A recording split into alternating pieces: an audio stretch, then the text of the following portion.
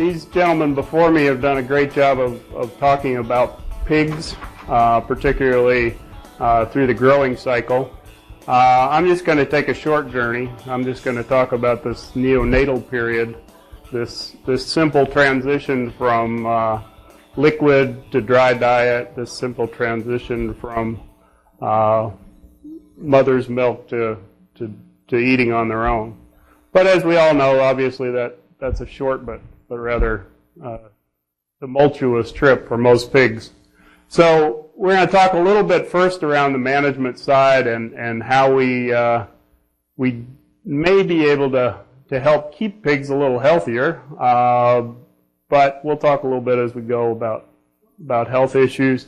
And then we'll kind of wrap up with some comments about nutritional differences in healthy young pigs and what we might do to help alleviate some of those issues. And then, since I'm old enough now, I can speculate on things that young folks like Nick can work on for the next 15, 20 years. All right, so one of the things that I think the industry's done quite well is, we've increased the pigs born per sow.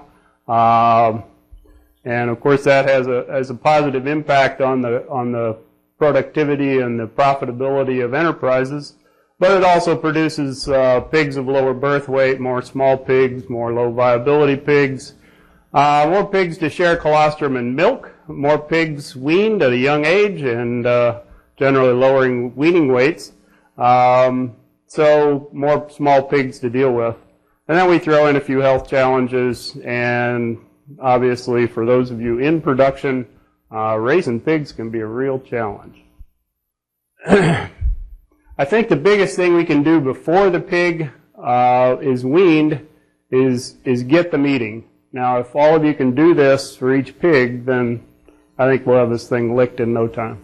But more practically speaking, creep feeding is probably the one practical opportunity we really have to help pigs prepare for weaning. And here's a pretty good study, I think, that shows this real effect that increasing litter size has on response to creep feeding. If you've only got 7 or 8 pigs in a litter, it maybe doesn't at least make much difference at weaning, whether you creep feed or not. But when you get up 10, 12, 13 pigs, you've got a pretty significant difference if you're doing a good job of creep feeding. Here's some work, admittedly, with 4-week weaning. Might be a little older than many folks practice in the U.S. But just looking at the effect of different creep feed intakes. I hope I converted this all right. It came from our Dutch friends.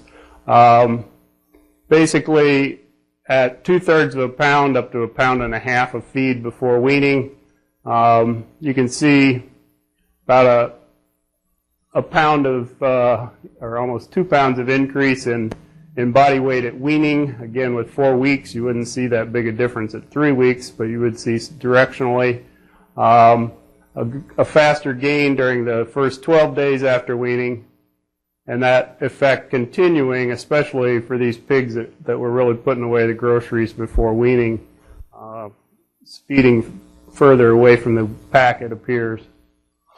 Here's a good study, or at least an interesting study out of Korea, looking at pigs that weaned at 21 days of age and looking at duration of creep feeding. But basically, pigs that started at 5 days of age, so they were creep fed for 16 days, 11 days, 6 days, or 0 days, so there's 4 treatments here. You can kind of see a little bit about the diet composition. As we look at the performance, probably kind of what you'd expect, a small but not significant, in this case, improvement in gain for the pigs that were creep fed a little bit longer. A little bit better gain post-weaning for that first week. This also didn't reach significance. I think that was probably due to the number of observations. But there was a significant difference in a cumulative diarrhea score that they used, an index that they calculated. So there was a higher incidence of diarrhea in these pigs. And some interesting effects on the sows, which I haven't seen verified anywhere, so it'd be interesting to see if somebody can validate this. But not only was there a longer return to estrus, but a significant increase in norepinephrine, epinephrine, and cortisol in sows that were basically not the pigs were not creep fed. So no real answer for that one. I'm just kind of throwing it out because I thought it was a pretty interesting observation. Another topic I'd like to talk a little bit about is the composition of creep feed and whether or not it makes sense for us to feed a standard creep or a special creep feed or more of a standard pre-starter diet. In general, piglet enzyme systems aren't really well developed at weaning, and obviously they're even less developed prior to weaning. So if we put in a lot of plant protein and a high level of protein, we're going to tend to have some fermentation in the hindgut, which will probably reduce the pig's tendency to eat diets prior to weaning. Simpler processed carbohydrates are pretty critical probably in terms of getting the pig to eat the diet, obviously being highly palatable. The pig's ability to digest a lot of the fats that we would put into pre-starter diets is probably limited. So in general, these days at least, we're endorsing people tending to use a creep feed diet, especially if you're trying to deal with some problems with poor intake or palatability, or gut health after weaning. Additionally, encouraging folks actually not to routinely use antibiotics because we think they do actually reduce the palatability and possibly increase the risk of developing resistance in the herd. So now let's talk a little bit about, or just kind of wrapping up some of these issues prior to weaning. The more feed we can get into the pig, the better. Feeding a creep feed designed for this purpose, we believe, helps that. Starting from 5 to 10 days of age, making sure the feed is fresh. Obviously, it doesn't do much good to have a highly palatable feed that's been oxidized and isn't fresh. Supplying water. If the pig can't get water, chances are he's not going to eat feed. So making sure that the pig gets good access to water, kind of a few principles on an ideal feeder, basically making it easy to get into, putting it where the pig's activity is. If you're going to use a mat and pelleted diets, make sure that it doesn't all end up in the pit. It's pretty expensive for putting down there and doesn't help the pig much. Okay, so weaning day has arrived. Hopefully your pigs don't look like this on weaning day, at least not on the outside. But just to focus on the fact that, and this is the time when the gut integrity really takes a hit. Weaning is a tremendously stressful period. Obviously, emotionally, the pig is intellectually challenged. I always tell my kids how smart pigs are, so they are intellectually challenged given that, they now have to figure out where is the feed, how much should I eat, who are these competitors around me, are they somebody that I should be imitating? And what we commonly see, of course, is this kind of story.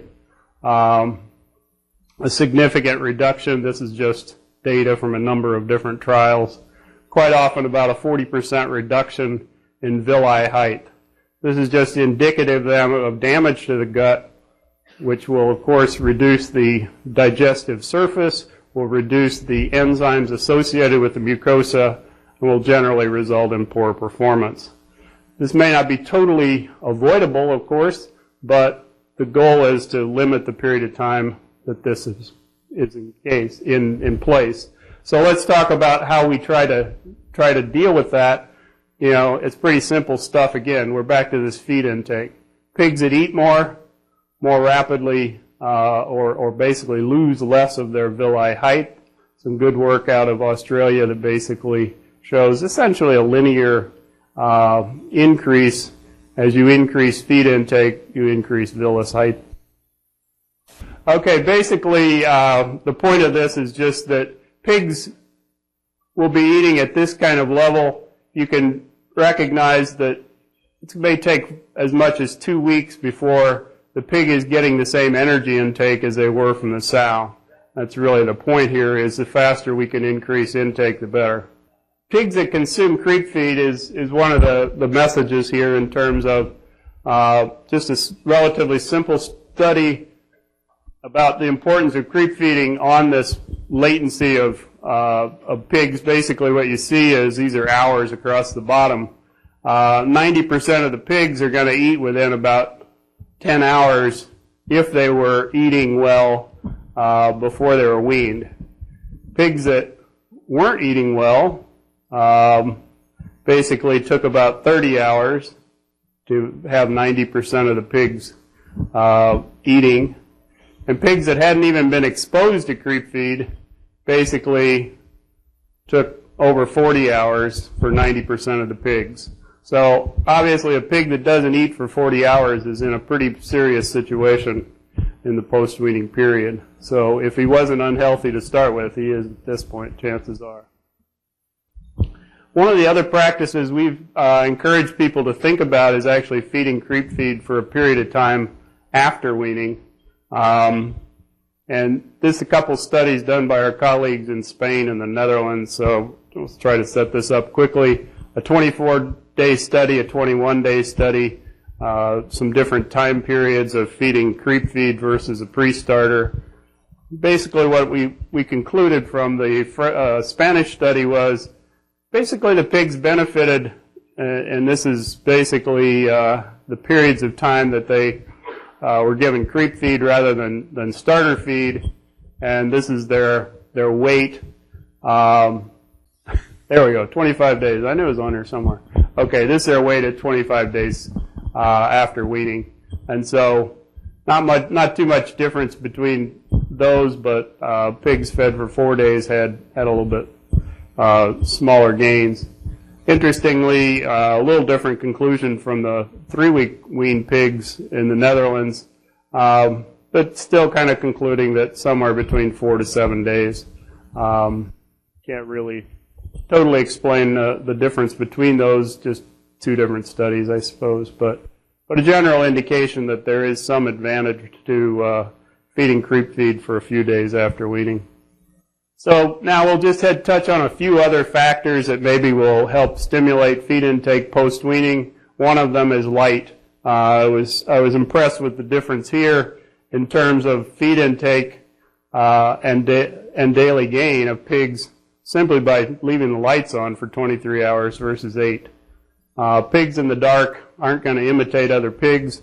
They aren't going to be as curious, and they're probably not going to eat and gain as well. Period of when you vaccinate pigs. Here's a study done at Illinois around 2000, basically indicating that vaccinating pigs at weaning had a greater dip in feed intake during the early post-weaning period than pigs that were vaccinated before weaning. Water. There's certainly a correlation between water intake and feed intake. So here's a water that emits about, what would that be, about 3 ounces per minute versus one that's closer to 16 ounces per minute. Basically, we see a significant improvement or increase in intake, an increase in feed intake, an increase in gain, and an improvement in feed conversion, and less time spent drinking. So basically, water quality and quantity is certainly important to getting those pigs going. Finally, I don't think the answer's in on this one, but sorting pigs going into the nursery. Basically, what we're finding is certainly no advantage. Statistically, we saw a slight increase in final weight and gain, but again, these are pretty small. We had pretty tight data, I think, but at least indicating that there's not a distinct advantage of sorting those pigs by weight going into the nursery, at least in terms of their performance. So to wrap this section up, some suggestions on enhancing early post-weaning feed intake. Creep feeding, of course, can't keeping the same feed early post-weaning, making sure that feeders are light enough to see inside, plenty of feeder space, preferably with relatively open, where they can access the feed readily as a group. Light's important, and sorting probably reduces intake those first few days after weaning, although there's probably more to be discussed. So does this really make a difference? Work from Kansas State would indicate, yeah, pigs that gain faster the first 8 days after weaning are heavier after 156 days. So optimizing feed intake the first week does seem to pay off. Better uniformity, faster gain, better overall lifetime performance. So we're going to shift gears just a little bit here. Maybe those of you who thought we were going to talk about nutrition and not management, we're getting to that part now. Basically, in terms of balancing diets for young pigs, we'll talk a little bit about the macronutrients, a little bit about the additives. First, what I call the protein paradox, and it's been kind of alluded to earlier today, maybe a little bit different in young pigs. Obviously, the amino acid requirements for pigs to maximize lean gain are quite high.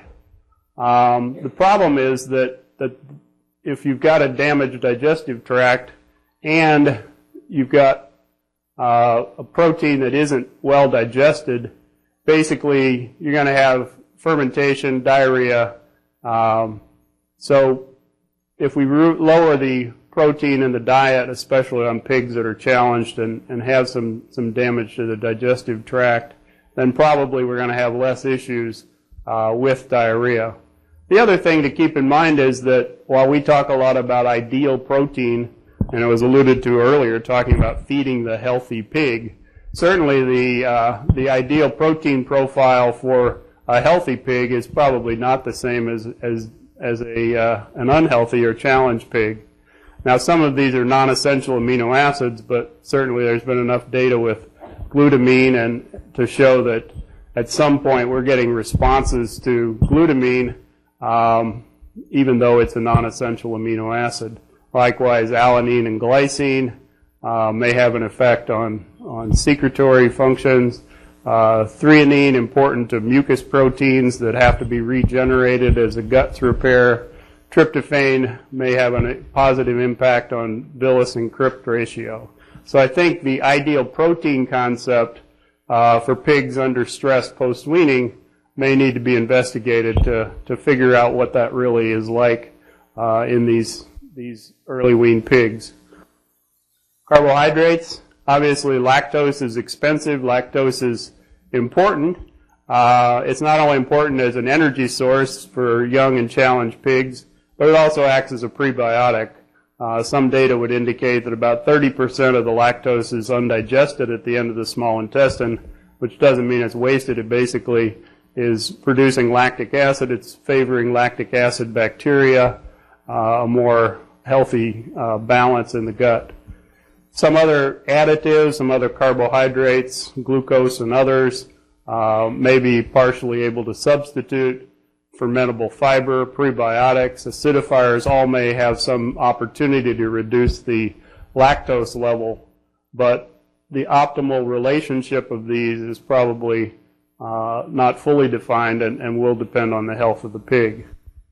Fiber. Fiber is an interesting one in young pig diets. There was a lot of talk some years ago about no fiber diets, or basically the cooked rice diets that helped alleviate diarrhea and dysentery and so forth. Obviously, they're relatively expensive and not practical to feed in the U.S.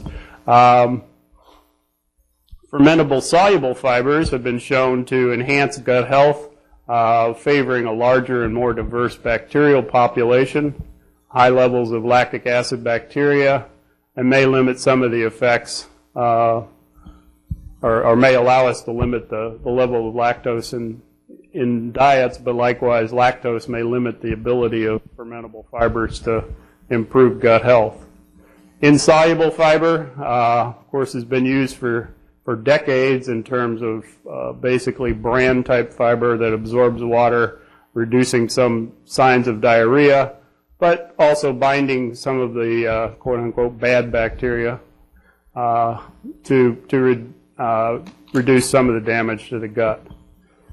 Grain, starches, and fibers, especially raw starches and fibers, generally I'd say they're pretty neutral under most conditions, but with health challenges, we see some greater problems increasing the risk of diarrhea, so then we end up kind of going back towards either more processing to make the starch easier to digest or using higher levels of lactose for a period of time until we get through the risk and the challenge with the gut health.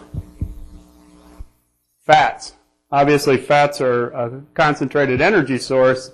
However, one of the first and probably most predictive indicators of gut health damage from a non-invasive measure is looking at fat digestibility. Fat digestibility will almost always decrease if there's been damage to the gut. Medium chain fats and some unsaturated fats, of course, are better utilized and generally well utilized by the pig unless there's extensive damage to the gut. But of course, are more expensive than most saturated fat sources. Generally speaking, when we're talking about pigs that are challenged, we would recommend keeping pretty modest levels of fat in the diet. For very healthy pigs, we can probably push that fat up 4 or 5% without any problem, and will in fact increase the growth of the pig. But again, it's going to depend on the condition of the gut. Additives. Lots of additives fed in young animals. I'm not going to attempt to cover all of them. We'll hit on a few very briefly. We'll talk a little bit more about zinc oxide in a moment. Acidifiers reduce diarrhea, improve digestibility, improve gain. They're probably the alternative to antibiotic that's been used most extensively in Europe since the reduction in use of growth-promoting antibiotics. But they also sometimes can complement antibiotics, and I'll show you a study on that in a moment. Probiotics. I think the future is relatively bright for these additives. A lot of claims and hopes have probably not been fulfilled, but you know the opportunity for yeast and bacteria to compete with deleterious bacteria to produce metabolites and enzymes to help digestibility, perhaps enhancing immune protection and aiding gut repair as well. Enzymes, again, obviously always with enzymes we're talking about substrate and probably also to some extent an interaction with health that hasn't been too well defined at this point. So we've done a lot of work with additives. We find that some complement each other, some complement each other sometimes. So I think it's important that we do continue to learn more about the mode of action, the levels of these additives, and how they interact with health challenges in the pigs. I want to focus just a little on zinc oxide because I think it's a good instructive additive. Obviously, it's an additive that works well. In our company, we've certainly have parts of the world where there's a lot of pressure on use of zinc and reducing the use of zinc, and we find ourselves going, now how do we replace that dependable effect? Well, one of the things to figure out how to replace it is to really understand, well, how does it work? And there's been a lot of research done. I think Nick maybe has been involved in some of this, along with a lot of other researchers, identifying some of the ways that zinc is working. I think in the interest of time, I won't go through those in great detail, but you can see certainly affecting immunity directly, having effects on the gut directly, looking perhaps affecting bacteria in ways that are not just antibacterial, so to speak, but rather affecting how it's handled by the immune system. So I think if we invest in getting similar measures done with other additives, we'll learn more quickly how those additives work which additives work, how do the additives work together to complement the nutrient package that we're putting in front of our animals. Just a quick study here, one that we've confirmed in a number of cases. If we feed antibiotics alone, certainly getting an improvement. This was significantly better than the control that I'm not showing here. But we also see an improvement in gain in feed conversion, indicating basically that acidifiers have a different mode of action than an antibiotic, and often a complementary one in terms of favoring maybe a gut balance as opposed to simply suppressing bacteria. So to wrap this piece up, basically, I think variable challenges probably call for us to adjust nutrition. If you've got high health, low stress, pigs eating well, then you should be lowering your diet cost probably. Limit your lactose and plasma cost. Push those nutrient levels higher. Allow the pig to come closer to gaining their genetic potential. Put in a little bit more plant starch and protein. Keep the cost on additives relatively low. Focus more on maybe enzymes and additives that might improve efficiency. However, if you're talking about pigs that have low health, high stress, not eating well, obviously weaning to a creep feed is something that will probably help. Investing in some key nutrient sources, plasma, lactose, milk proteins potentially, other animal proteins. Lower the plant protein and protein levels to reduce the extent of gut damage and certainly to limit diarrhea. And finally, using combinations of additives that may support gut repair intake and reduce diarrhea. So, as a graybeard, I'm allowed to talk a little bit about future opportunities and some of what we think might happen and should happen. I think we're gradually building better models of gut immunity, microbial profiles in the gut, how those are affected by management, and of course opportunities to improve those going forward. Understanding and providing precursors to protect the gut, enhancing barrier function, and perhaps feeding the favorable commensal bacteria to improve the bacterial populations, enhancing gut repair, feeding more again to support the immune system, potentially finding ways to help modulate the cytokine release. Control of genetic expression to limit inflammatory, secretory factors, gut damage. Combating oxidative stress at the gut level, and in turn reducing gut damage. That may be possible by looking at different antioxidants that we've traditionally used in animal nutrition. Better targeting delivery of additives and nutrients to key areas of the gut. This may be by encapsulation. This might be by the forms that we use, borrowing some from the pharmaceutical industry in humans to look at delivering further down the gut. So those are some ideas. All we really have to do is kind of straighten out this ball of twine and we'll have all the answers.